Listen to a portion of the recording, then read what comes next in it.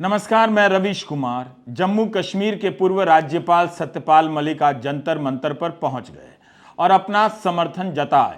धरने पर बैठी महिला खिलाड़ियों ने सभी राजनीतिक दलों से अपील की है कि वे इस धरने में शामिल हों और उनका हौसला बढ़ाएं ताकि बीजेपी सांसद बृजभूषण सिंह के खिलाफ एफआईआर हो सके। सत्यपाल मलिक ने कहा कि तुरंत एफआईआर होनी चाहिए, वरना वे गांव-गांव से लोगों को जंतर मंतर के इस धरने में भेज देंगे। सत्यपाल मलिक को चलने में तकलीफ होती, फिर भी वे इस धरना प्रदर्शन में शामिल हुए और खिलाड़ियों का मान बढ़ाया। 25 अप्रैल को वे राजस्थान के सीकर में थे, लेकिन वहां से लौटकर 26 अप्रैल की दोपहर महिला कुश्ती खिलाड़ियों के धरने में शामिल हो गए। मलिक के यहां पहुंचने से इन खिलाड़ियों का मनोबल जरूर बढ़ा होगा।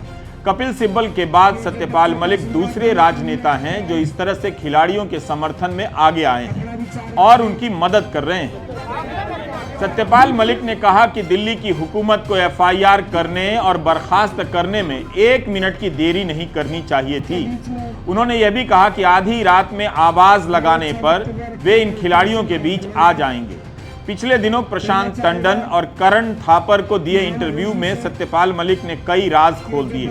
प्रधानमंत्री मोदी का अभी तक उन पर कोई जवाब नहीं आया है। लाडली बेटियां जो बहुत बुरी स्थितियों में मेहनत करके हमारा तिरंगा फहराती हैं, दुनिया में मेडल लेके आती हैं, उस वक्त तो हम बड़ी बेशर्मी से इनको चाय पे बुलाते हैं, इनका सम्मान करते हैं, इनके साथ फोटो खिंचवाते हैं और आज ये सड़क पे बैठी हैं। ये हम सब के लिए डूब मरने की बात। मैं आपसे यही कहूँगा कि ये जब तक लड़े इनका साथ देना है और ये तादाद रोज़ बढ़नी चाहिए। मैं खुद जाऊँगा खापों में भी, बाकी जगह भी लोगों को भेजूँगा, क्योंकि ये लड़ाई इनकी नहीं है, ये लड़ाई हमारे देश की बेटियों के सम्मान की लड़ाई है। खिलाड़ी कोई शौक से धरने पर नहीं बैठती हैं।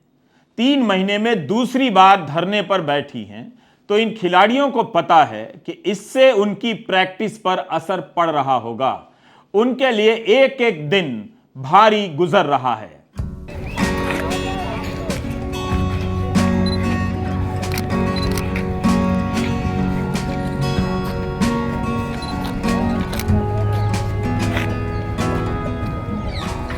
हर दिन सुबह सुबह अपने अखाड़े में पहुंचने वाले ओलंपिक पदक विजेता जंतर मंतर पर सुबह सुबह दौड़ लगा रहे हैं, कसरत कर रहे हैं। उनके कोच यहीं पर प्रैक्टिस कराने लग गए हैं। कोई भी खिलाड़ी प्रैक्टिस का एक दिन नहीं गंवा सकता है। जंतर मंतर पर राष्ट्रीय और अंतर्राष्ट्रीय स्तर के खिलाड़ी सुबह सुबह प्रैक्टिस करने लग गए, क्योंकि इसके बाद उन्हें दिन भर के लिए प्रोटेस्ट में बैठना है। इस दिल्ली में खिलाड़ियों की ये हालत हो जाएगी, इन्होंने भी कभी नहीं सोचा होगा। सामान्य समय होता, यानी 2014 के पहले का भारत होता, तो इनके अभ्यास के इस वीडियो को घंटों चैनलों पर चलाया जाता और इतना दबाव बन जाता कि दोपहर तक खेल मंत्री का इस्तीफा भी हो जाता। लेकिन अब चैनल का मतलब है खबर को गायब कर देना। इन चैनलों पर विपक्ष पर छापे से लेकर विवाद की सारी खबरें चलती हैं। बस विपक्ष जब सरकार से सवाल करता है तो खबर गायब हो जाती है।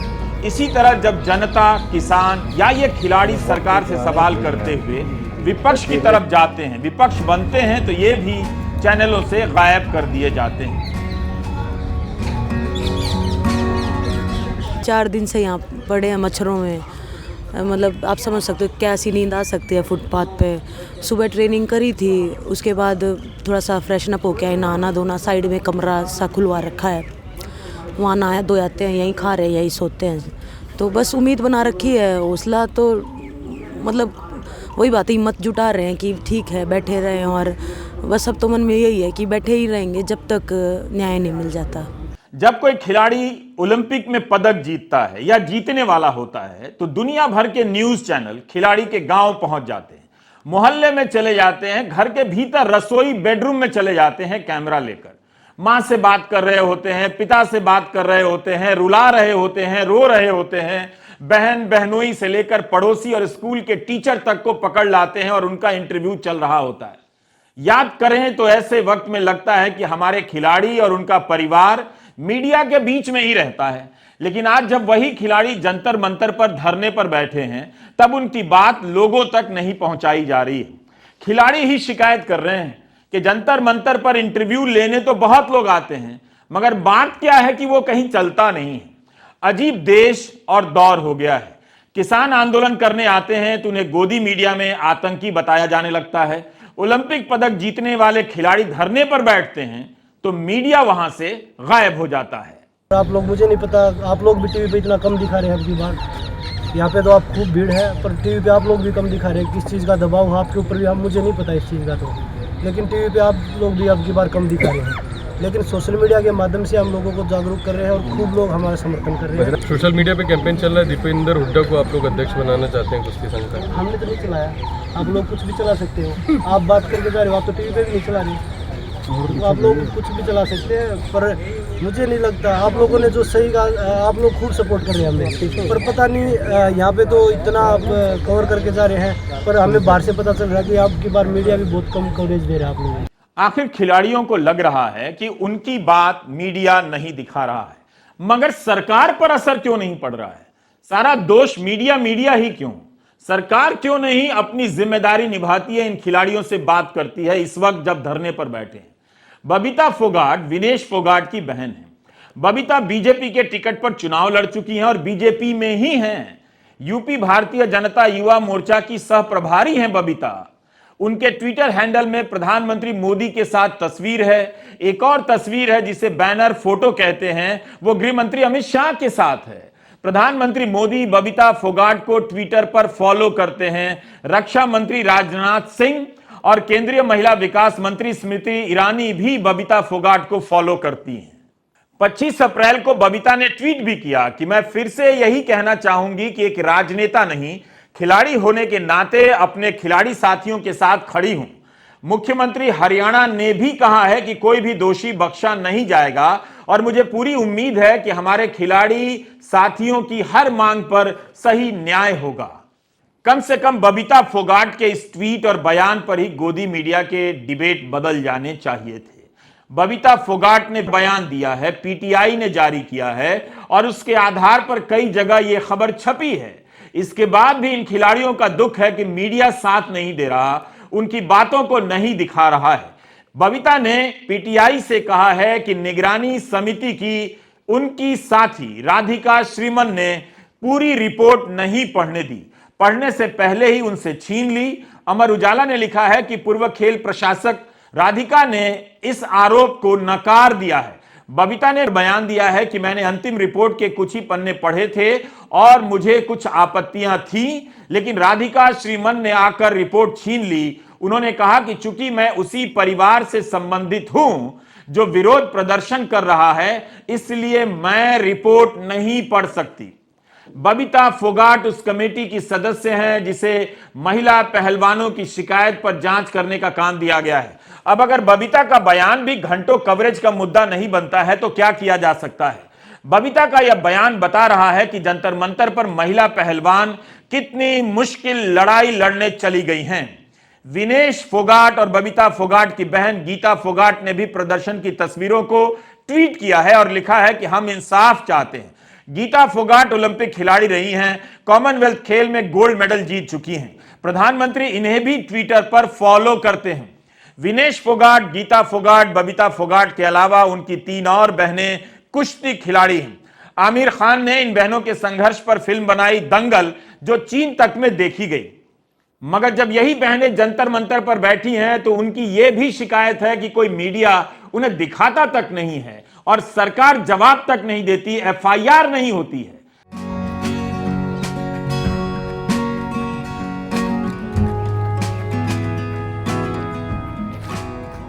जंतर मंतर पर अपनी साथी खिलाड़ी को पीठ पर उठाकर दौड़ लगा रही इस खिलाड़ी का नाम विनेश फोगाट है। विनेश फोगाट को पहले दिन लोगों ने जंतर मंतर पर रोते देखा था। आज वही विनेश सुबह सुबह कठोर अभ्यास में लग गई हैं। विनेश फोगाट कॉमनवेल्थ और एशियन गेम्स में गोल्ड मेडल जीतने वाली पहली महिला कुश्ती पहलवान हैं। 2 बार ओलंपिक्स में जा चुकी हैं। वर्ल्ड रेसलिंग चैंपियनशिप्स में कई सारे पदक जीतने वाली अकेली भारतीय खिलाड़ी हैं। 2020 में विनेश फोगाट को मेजर ध्यानचंद खेल रत्न पुरस्कार मिल चुका है। भारत में खेलों का यह सबसे बड़ा सम्मान माना जाता है। इसके बाद भी ये लड़कियां अपनी लड़ाई में अपने ही देश में अकेली हो गई हैं। कमाल है, धर्म के नाम पर राजनीति करने वाले लोग इस हद तक अधर्म कर जाएंगे, यह भी धर्म के किसी बही खाते में जमा हो रहा होगा। रोहित ने साक्षी मलिक से पूछा कि प्रधानमंत्री नरेंद्र मोदी मन की बात का 100वां एपिसोड करने वाले हैं, उनके लिए क्या सुझाव है। आपको बता दें कि प्रधानमंत्री नरेंद्र मोदी ट्विटर पर साक्षी मलिक को फॉलो करते हैं। सर, इसमें मन की बात में ये शामिल होना चाहिए कि लड़कियों का पैनल बिठाओ और उनकी मन की बात सुनो। कोई स्पोर्ट्स में से बिठाओ लड़कियां, उसका मन की बात सुनो कि हम कितना स्ट्रगल करते हैं, कितने साल लगते हैं हमें इस मुकाम तक पहुंचने के लिए, क्या क्या सैक्रिफाइसेस करने पड़ते हैं हमें। हमारी मन की बात सुनो कि मैंने एक ओलंपिक मेडल कैसे जीता है, इतनी आसानी से नहीं पहुंचा जाता वहाँ पे। तो ये मन की बात होनी चाहिए। फिर उसके बावजूद भी ये सब हो रहा है, कोई देख नहीं रहा। 4 दिन हो गए तो जैसे बड़ा ऐसा महसूस कर रहे हैं कि कोई क्यों नहीं सुन रहा है। विनेश फोगाट जंतर मंतर पर धरने पर बैठी हैं। गीता फोगाट ने ट्वीट से अपना समर्थन जता दिया है। इनकी एक बहन बबीता फोगाट ने कहा है कि वह निगरानी समिति की अध्यक्ष मेरी कॉम की तरफ से काम कर रही थी। बबीता ने जिन पर आरोप लगाया है, राधिका, उन्होंने कहा कि सब कुछ वीडियो पर रिकॉर्ड हुआ है, उसके साथ छेड़खानी नहीं हो सकती है। राधिका ने कहा कि समिति के सभी सदस्यों से 4 अप्रैल को भारतीय खेल प्राधिकरण साई के मुख्यालय में जमा होने का अनुरोध किया गया था, लेकिन बबीता नहीं आई। यहां तक कि उस दिन उसका फोन भी स्विच ऑफ था, ऐसा अखबारों में छपा है।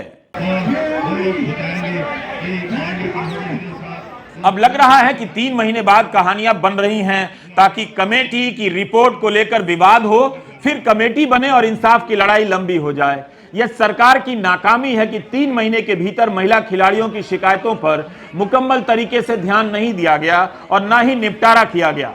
इस तरह के बयानों से आंदोलन को निशाना बनाया जाएगा।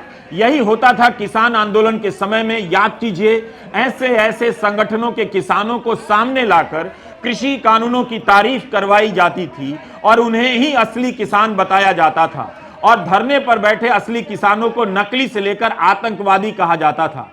क्या यही पैटर्न खिलाड़ियों के साथ दोहराया जाएगा? पता नहीं हमारे पास क्यों नहीं है। वो बोल रहा है कि मैं साफ सभी आदमी हूँ, लेकिन वो जो हमारी विक्टिम उनको दबाया जा रहा है, धमकाया जा रहा है, पैसे की वो लालच दिया जा रहा है। ये कौन से शरीफ लोगों का काम है? मुझे तो नहीं लगता ऐसे शरीफ लोग तो हम हैं, यहाँ बैठे हैं, सुबह ट्रेनिंग कर रहे हैं, पूरा दिन यहाँ बैठे रहते हैं। हम तो किसी को मनाने के लिए नहीं जा रहे। बजरंग पूनिया ने अपने साथी खिलाड़ियों को एक पत्र लिखा है और महिला पहलवानों के विरोध प्रदर्शन को समर्थन देने की अपील की है। यह पत्र 24 अप्रैल को लिखा गया था।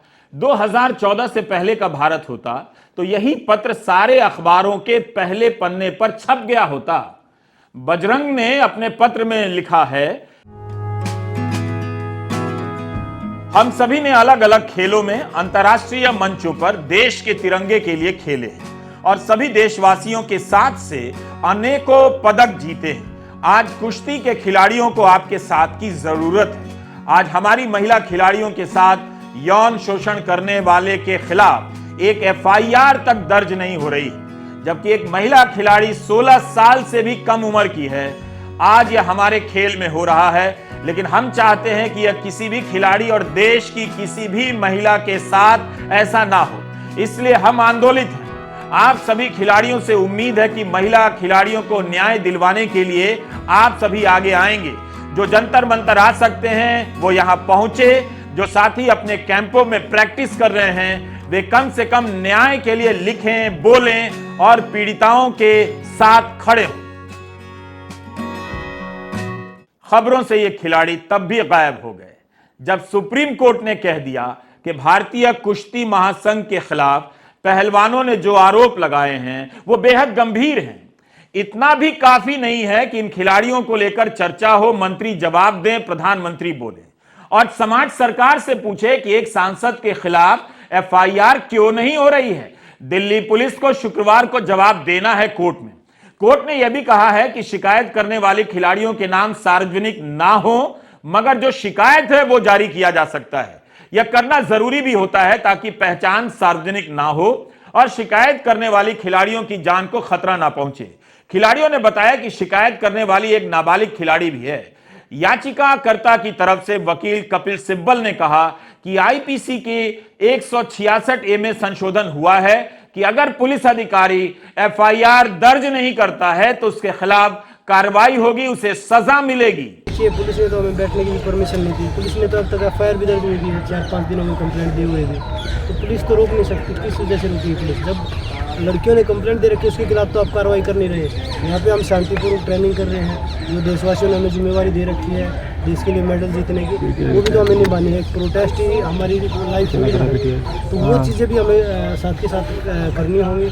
और जो हम कुश्ती को बचाने की जो लड़ाई लड़ रहे हैं, जो महिलाओं का शोषण है खिलाड़ियों का, उनको बचाने की कोशिश कर रहे हैं। तो अभी मुझे लगता है कि उच्चतम न्यायालय ने अपने संज्ञान में ले ली है ये चीज़ें। खिलाड़ी क्या करें और कहां जाएं?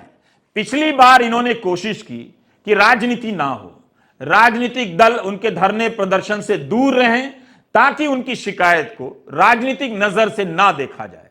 शायद खिलाड़ियों को भरोसा रहा होगा कि ओलंपिक पदक विजेता हैं तो मीडिया दिन रात दिखाएगा, प्रधानमंत्री का फोन आ जाएगा, वीडियो कॉल आएगा जैसे मैच के पहले या खेल के पहले आता है, और उन्हें राजनीतिक दलों की जरूरत नहीं पड़ेगी। सीपीएम नेता वृंदा करात जब पिछली बार पहुंची थी तो जनवरी में इन खिलाड़ियों ने वृंदा करात से मंच से उतर जाने के लिए कहा था। ये खिलाड़ी भी गोदी मीडिया की तरह विपक्ष को दूर कर रहे थे, गोदी मीडिया के झांसे में आ गए, लेकिन उसके बाद भी गोदी मीडिया इनके साथ नहीं आया। अब जब नेताओं का स्वागत हो रहा है तब भी खिलाड़ियों का कहना है कि वे खबरों से गायब कर दिए गए। अब तो आप समझ जाइए कि गोदी मीडिया किसका है। इस बार कांग्रेस नेता भूपेंद्र हुड्डा भी जंतर मंतर पहुंच गए।